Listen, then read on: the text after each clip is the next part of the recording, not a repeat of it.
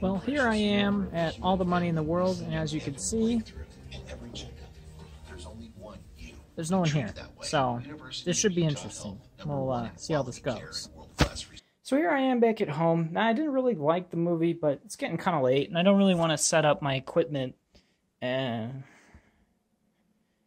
I don't remember leaving my light on. What's going on?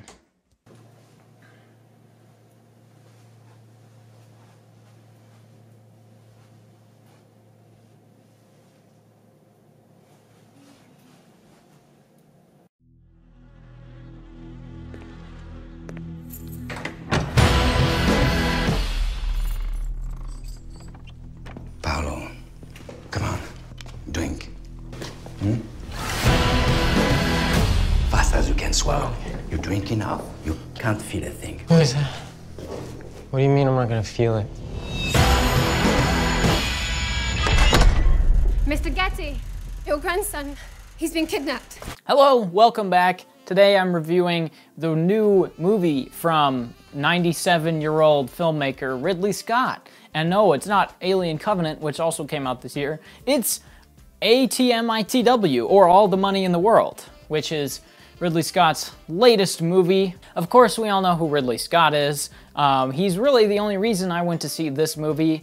I like Ridley Scott for the most part, and I mean, who doesn't know about him? I mean, he has some of the most iconic contemporary movies ever released. For example, Alien. I mean, he created the Alien franchise, which is still going today. Gladiator, Robin Hood, The Martian, which is a masterpiece, starring Matt Damon, who plays Matt Damon and does nothing for most of the runtime. But now we have ATMITW, or All the Money in the World, which is another masterpiece. Mr. Getty! Starring Mark Wahlberg, playing Mark Wahlberg, who does nothing for most of the movie. I know this movie's getting quite a bit of praise and a lot of Oscar buzz right now, but I don't particularly like it. I mean, if it wasn't for Christopher Plummer and his performance and character, I probably would have hated this movie. So let's talk about that. To start off, I would say this movie is completely uninteresting, mainly because of its plot. The plot here is amazingly uninteresting. Let's do a little exercise before we get too deep into this. I want you guys to close your eyes and imagine something for me. Imagine you're going to write a kidnapping plot for a movie. Imagine all the plot points for it, and now what I want you to do is pull out any action scenes you put in there, take out any social political commentary, take out any plot twists, any plot developments, or any interesting characters to relate to. Okay, you got it? Okay, now what you have is literally the plot to ATMITW. And I'm not kidding about that. I mean, for starters, the first 20 minutes is completely unnecessary and is done in voiceover, which is a hallmark of lazy writing.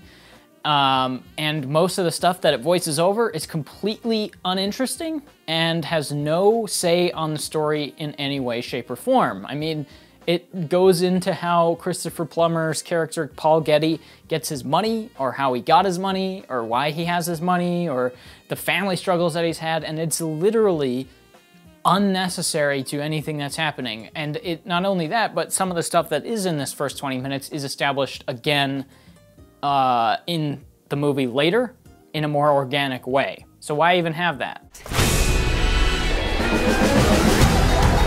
To the people who took him, I ask as a mother to set my boy free. He's a good doctor, I promise. Yes. $17 million to release him. I don't have any money. Get it from your father-in-law. He has all the money in the world. And this is sort of what the whole movie is like. This kind of lazy, unintelligent writing that just forwards the plot without actually meaning anything. And I think the biggest issue with this movie, besides the lazy writing, is probably the characters. This movie is dying for interesting characters, but it has one. And it's not Mark Wahlberg or Michelle Williams, who are the main characters of the movie. In fact, their characters are incredibly uninteresting. Both of them are purposeless and do absolutely nothing for the majority of the runtime. Mark Wahlberg's character is Mark Wahlberg, except he's not the muscly, in-your-face, abrasive guy that he normally plays. He just stands, sits, or walks and talks with people, and that's his whole character. He quite literally does nothing. Michelle Williams, on the other hand, is a great actor who really loses herself in the characters that she plays. I mean, Manchester by the Sea last year is a good example of that. But here, she has nothing to work with. Her character is distressed mom. Now, there's a movie that I saw earlier this year called 3 Billboards, which is very similar to ATMITW, which is what I'm going to be calling it, by the way, where the story is very simple. The story lacks a complex narrative, but the characters are incredibly fleshed out, and their actions and choices determine where the movie goes. And that really gives you a sense of who the person is and what they will do. Here, the story sort of goes on regardless of what the characters do, which is very bizarre. They're supposed to be helping Paul Getty get money, or trying to persuade Paul Getty to get money to buy their son back, to pay the ransom money. Well, not their son, Michelle Williams' son. And they spend the whole runtime just doing not that. They just run around their house, or Michelle Williams' house, and yell at each other. And it doesn't forward the plot in any meaningful way at all. It's incredibly boring. I mean, these are big issues, like really big issues with this movie. And I don't know why they were overlooked by so many people. I don't know why this is getting so much buzz. Very similar to The Martian last year, where we had a terrible, boring plot and terrible, boring characters, and people still praised it for some reason. And that's sort of the same feeling I'm getting with ATMITW. It just is not interesting, and I don't know how anybody can consider it an interesting movie. Really, the only thing that this movie has going for it is Christopher Plummer, who was initially not even a part of this movie. And I know what you're saying. I know what you're saying. I know you want me to talk about it. You're saying, Rendan, just talk about Christopher Plummer already. We don't care about Michelle Williams or Mark Wahlberg. We want to hear about how Kevin Spacey raped a kid and then Christopher Plummer took a spot. Oh, can I still say raped, or is that not PC? These men are going to take a part of you. The great struggle in life is coming to grips with what that price is. Let them have it and live. We need to pay the ransom. People do things to Paul that can't be undone for any amount of money. How much would you pay to release your grandson if not $17 million? Nothing. I'm sure everybody knows this by now. Christopher Plummer replaced Kevin Spacey after a bunch of sexual assault allegations came out about Kevin Spacey. The thing that kind of blows my mind, though, is that Christopher Plummer was able to shoot more than 50% of the movie, reshoot 50% of the movie in 9 days. His performance in the movie is done over the course of only 9 days, which is absolutely absurd if you think about it. How much would you pay to release your grandson if not $17 million? Nothing. Well, now you see him, now you won't. That was Kevin Spacey in the new movie All the Money in the World, which chronicles the 1973 kidnapping of John Paul Getty III. Now, the film was completed when the sexual assault allegations surfaced against Spacey. Yeah, and that put this movie's release in jeopardy. So Ridley Scott replaced Kevin Spacey with Christopher Plummer and reshot 22 scenes with his team working 18-hour days for 9 days straight. I mean, 9 days to shoot half a movie, essentially, maybe even more, because he's in a lot of it, is one of the most insane things I've ever heard.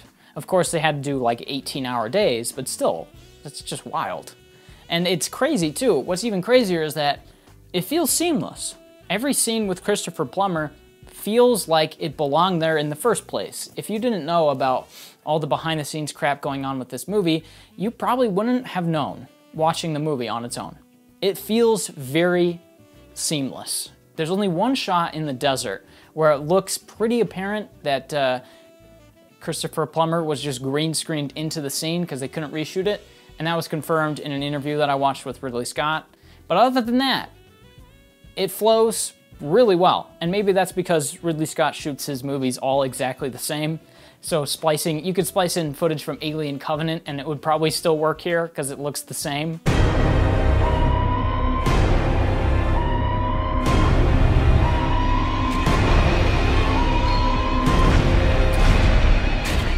But for real, Christopher Plummer's performance and character is the only thing that keeps this movie afloat for me. Michelle Williams and Mark Wahlberg's subplot and characters are so uninteresting that I just was waiting for Christopher Plummer to come back on screen and bring some life to the movie. Because he is magnetic. He is perfect in the movie, and his character is really the only interesting part. He plays this very greedy but conflicted character that seems like he wants to help, but at the same time his morals, money-wise, aren't letting him help. So he plays a very conflicted character that was incredibly interesting, and the movie should have just been about him, to be honest, and how he dealt with the situation, how he dealt with his family, how he dealt with the media and everything. But it's not, of course. It's about Michelle Williams, who is the mom, because that's the easy way to write this movie. Aside from Christopher Plummer's good performance, there's not a whole lot else that's that good here. I mean, the costume design is great, the production design is great, but the cinematography and direction is kind of bland. So, I don't know. Technically, this movie's sort of a hit and miss, and structurally, this movie is a hit and miss. So, I would probably give this a hit or miss rating at 5 or maybe a 6 out of 10 if I feel generous. I don't particularly like this movie, though, I mean, if you like Ridley Scott, you might. So, I don't know. It's not for me. Well, that's gonna do it for me. I'll see you guys in the next video. Make sure to, oh, God!